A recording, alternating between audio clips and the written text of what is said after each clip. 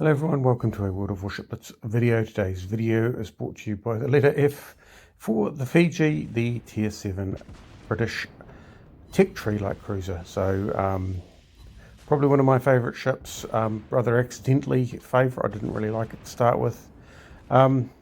Anyway, today's video I'm bringing with you in the Fiji and has nothing to do with tech tree trips or the Fiji. Today I'm going to be talking a little bit about money. If for funds maybe.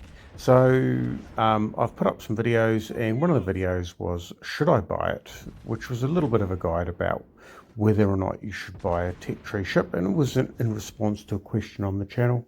There's since been another comment, which is a very valid comment, to basically say that you shouldn't be afraid to buy tech tree ships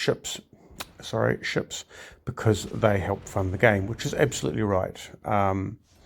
And I thought I'd talk a little bit about funding of the game from the point of view of tech tree chips and loot boxes. So everybody's favourite topic.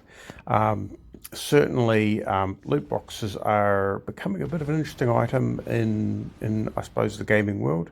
It's not like World of Warships or World of Warships Blitz is the only game to have loot boxes. I think they're commonly used.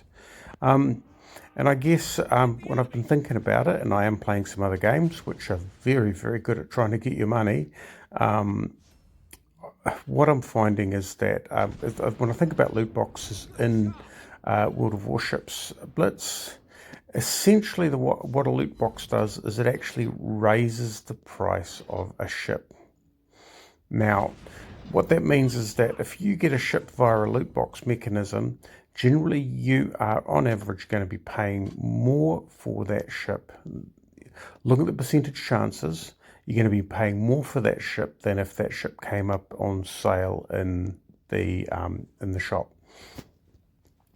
And also the loot boxes actually, well, they increase the likelihood that someone is going to try and purchase the ship, whether or not they're successful. So overall, they'll increase the income for the ship for wargaming.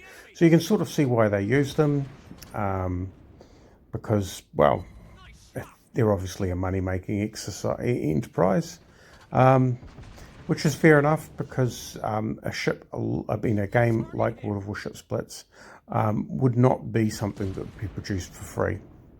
So in the old days, and I mean the gaming model has changed. In the old days, basically game developers would produce a CD-ROM for a game, and they'd sell it, and essentially it'd be sold like old books in a bookstore, where people would go out, they'd buy the CD-ROM, they'd play the game, and then once they'd played it out, that was it.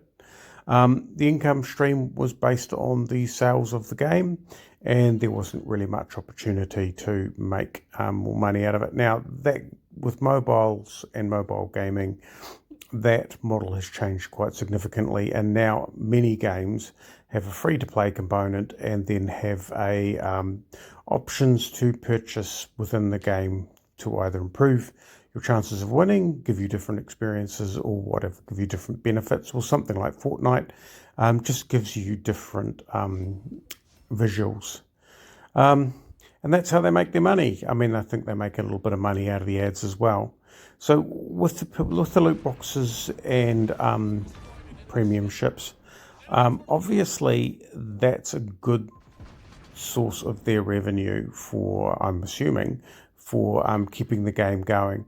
Now, the problem is that replacing loot boxes is a bit of a tricky affair, if that makes sense. So I do not like loot boxes. The main reason I don't like them is that a lot of people who play games are younger people, and loot boxes teach them very bad habits around the acquisition of assets. So, I do feel that loot boxes is probably something that should be regulated at some point. But just to understand, I suppose, the impact of that, because with any business, the more money the business makes, the more investment it gets. So, in short, if World of Warships Blitz was making more money, there would be more investment and we'd see more improvements. If it makes less money, we'll see less investment and see less improvement. So the improvements that we like over time actually come from the success of the game. Now, if the loot box system disappears, then the revenue per ship will go down, if that makes sense. So let's say they make $100 and $50 of that is, just using this as an example, $50 of that is from ships. If purchases through the shop are, let's say, $20 and purchases via loot boxes is $30 because loot boxes are more lucrative, if then everything moves to purchases through the shop, then their income from ships would drop from $50 to $40, and they would have to make up that $10 in order to stay in the same investment profile, which would then enable them to contribute to the game at the same pace. So essentially, if loot boxes disappear, what it may mean is that we may see it come back somewhere else. It could be in features that are paid for. It could be in the cost of ships. I must admit, I do not agree with loot boxes. I would like to see a different mechanism become standard, or at least some sort of regulation around loot boxes, so that children in particular are protected and parents' credit cards are protected from them. But I do recognise that there will be an impact, and we just don't know what that looks like. So, so it is worth buying premium ships because, well, basically it helps contribute to the game. So don't be afraid to do so. But just make sure that, like any purchase, you are getting the benefit that you want. So, Wargaming isn't a charity. Don't treat it like one. Basically, purchase what makes sense for you. But I hope that makes a little bit more sense around, no one really asked about loot boxes, but I thought I'd talk about them anyway.